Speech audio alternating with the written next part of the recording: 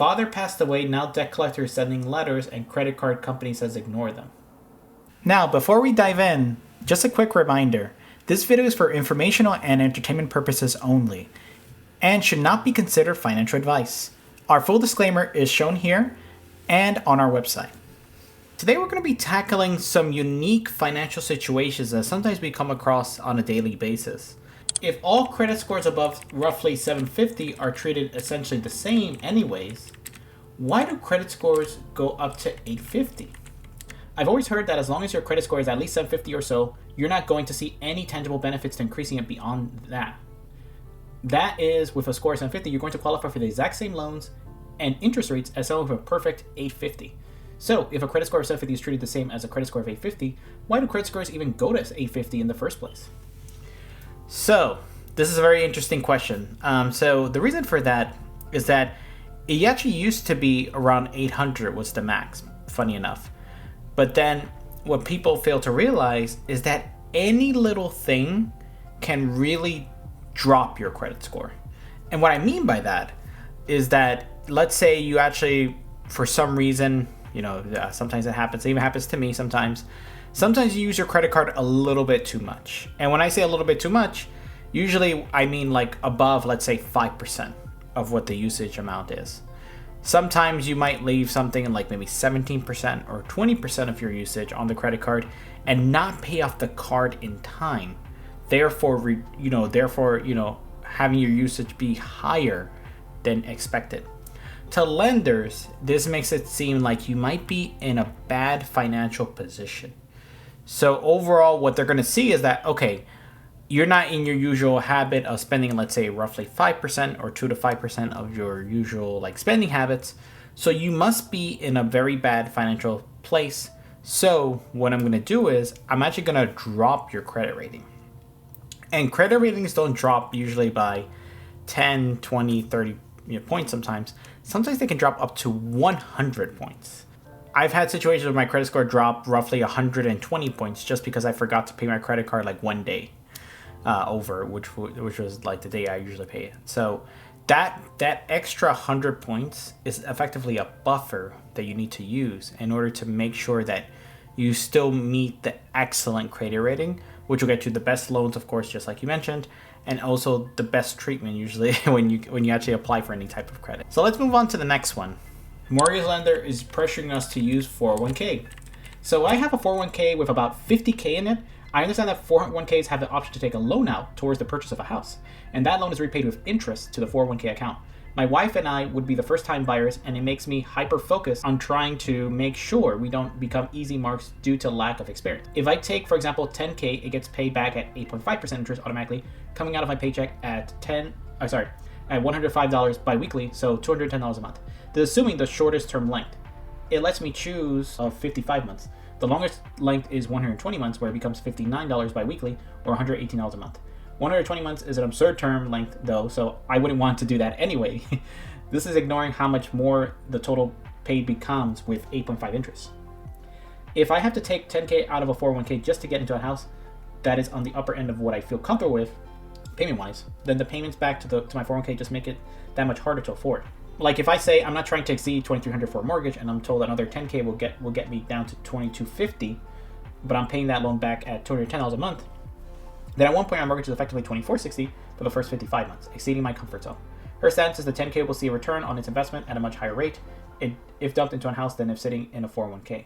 I don't necessarily disagree with this, but it doesn't change the fact that the loan payment is effectively just part of my mortgage. She also suggested just withdrawing the entire thing to avoid any loan repayment, and that the first year's tax write-off will help offset penalties/taxes.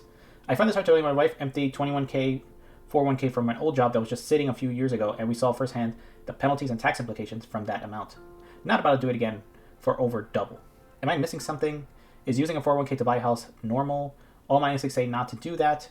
Also, all of this being discussed before we even have our pre-approval back, so the numbers she's putting in front of me are just estimates. Based on experiences, not hard numbers, using what our actual rate will be. So this is a very interesting situation. What this person is mentioning is actually very commonplace for people to do. So the cool thing about 401k is that you can borrow up to $50,000 and you can use that actually to buy a house. So that's correct. You can actually pull out of your 401k and then use that to buy a home.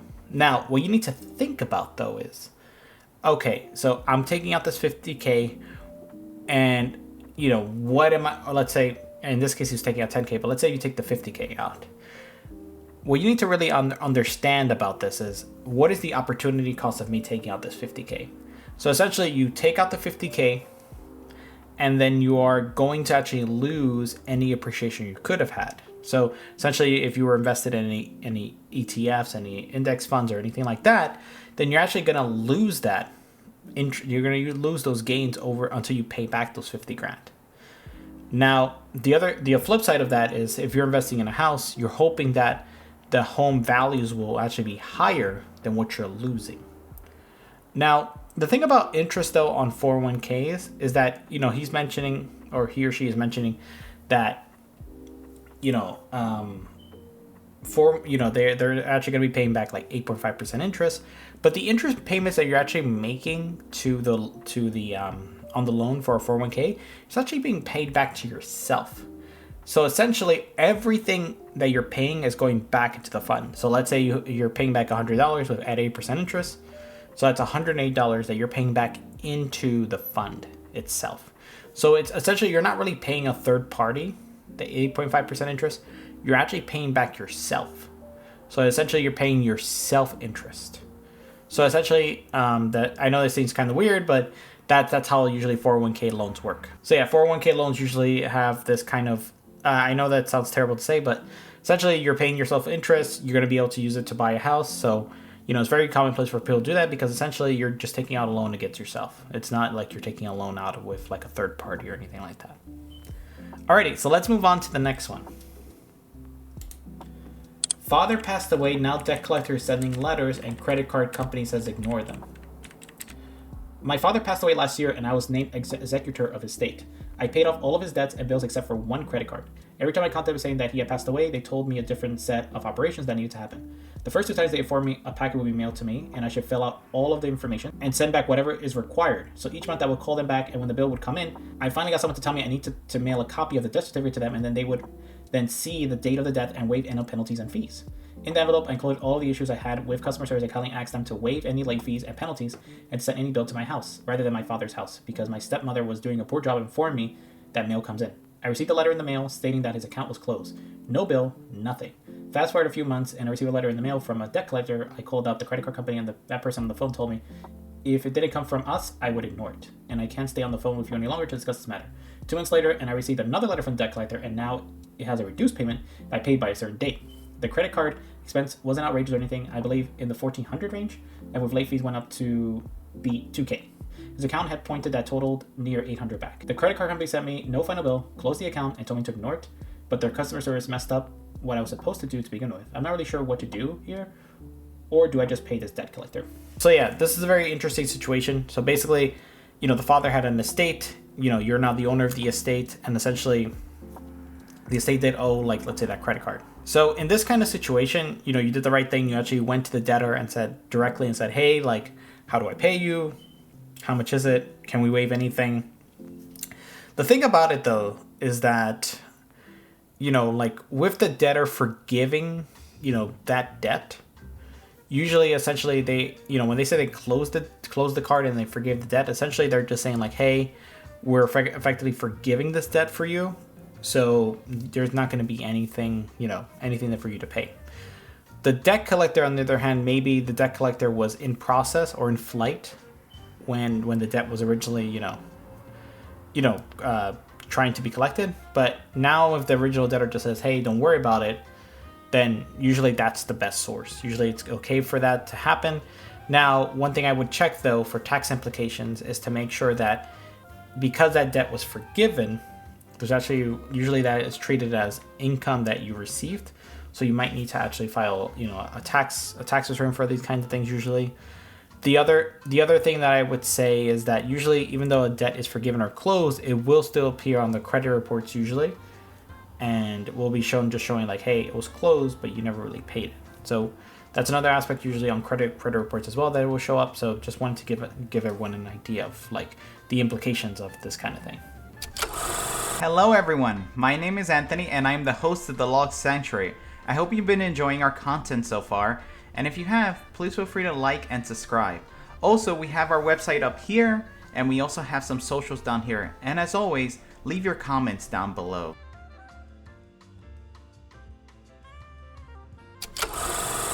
Did I mess up? Deposit $5K at TD Bank US.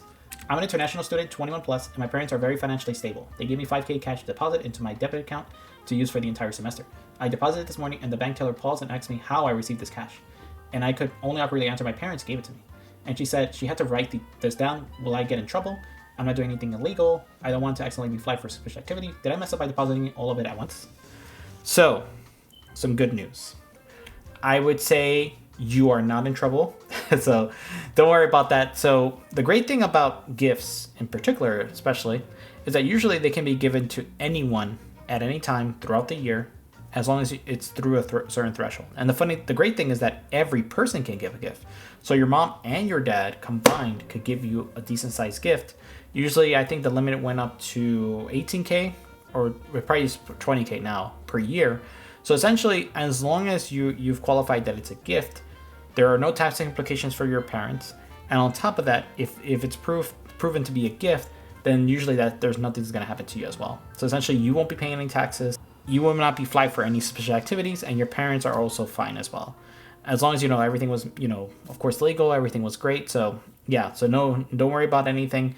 You're completely fine. And usually that writing of like just where it came from is just a formality that the bank does usually in most cases. Let's move on to the next one now. So far behind, need advice to catch up, late 30s. I had a terrible relationship with money until my mid-30s. At 36, I found myself in $50K of credit card debt from gambling addictions and nothing to my name. I got my act together the last few years and now have zero debt, 8 months emergency fund, but only $50K in my 401K. I'm 39, I don't own any property, but I have the ability to save $2,000 per month, my current salary and living situation. I'm hoping to increase my salary in the next year and push that number to $3,000. It's hard to overcome the regret of wasting all of those years. Any advice on catching up for words of encouragement would be appreciated.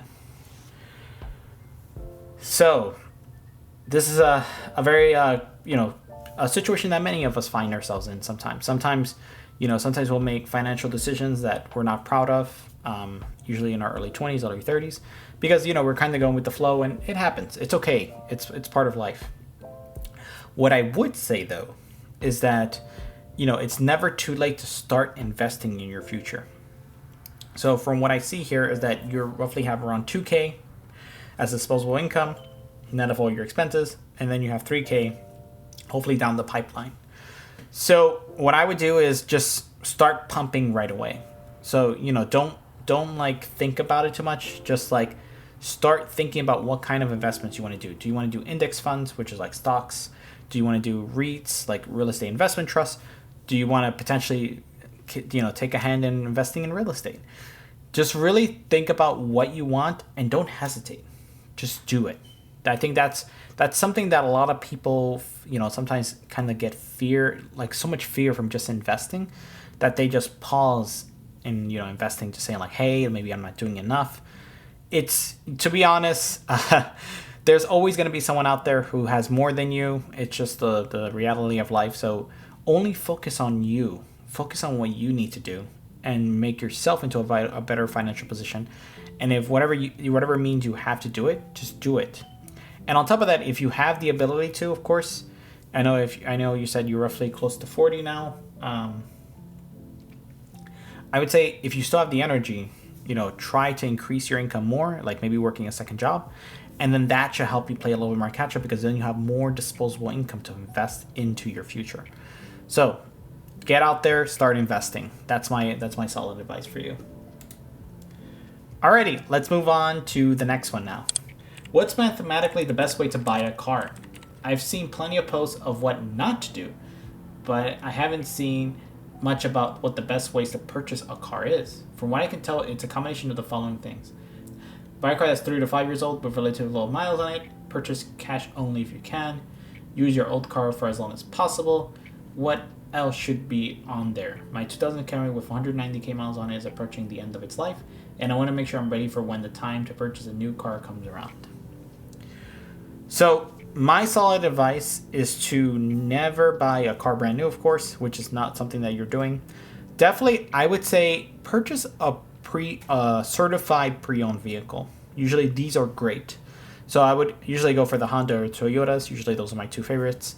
And then think about what kind of model you want, of course. And usually the great thing about lease cars, usually they're on for 3 years, and their mileage doesn't usually go greater than 20,000 miles. Usually they're like around 11K to 15K miles, because usually a certain amount of miles that you can use every year on a lease.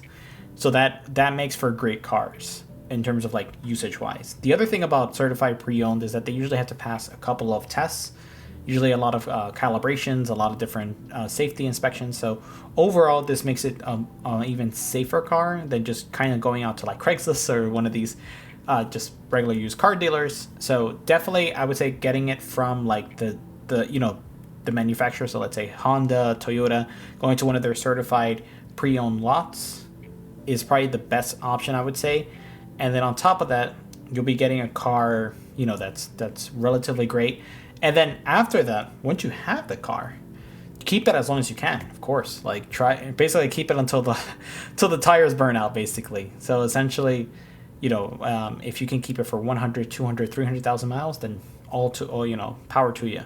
I think that's usually the best strategy, and something that I myself practice myself as well. Like essentially, if I do need to get another car in the future, I'll be doing the same thing, because usually it's better to buy with low mileage, keep it for a long time, and then essentially put your investing and money into other things that are more essential. Alrighty, so that is going to end today's episode. This has been Finance with Anthony, episode 7. I hope everyone out there has a blessed day, and adios. Keep doing what you're doing. You're doing an amazing job, and I'm wishing everyone out there all the best. All right, until next time, adios.